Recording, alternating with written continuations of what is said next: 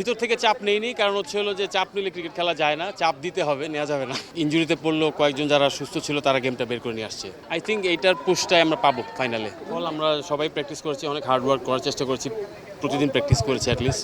So ইনজুরিতে পড়লো কয়েকজন যারা সুস্থ ছিল তারা গেমটা বের করে নিয়ে আসছে। থ্যাঙ্কস আল্লাহ। ফাইনাল নিয়ে প্রত্যাশাটা একটু জানতে চাইবো।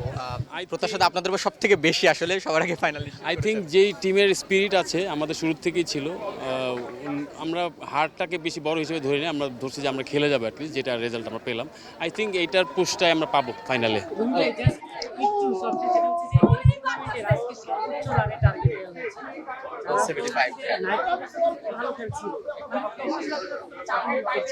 না, আমরা ভিতর থেকে চাপ নেইনি, কারণ হচ্ছে হলো যে চাপ নিলে ক্রিকেট খেলা যায় না, চাপ দিতে হবে, নেওয়া যাবে না।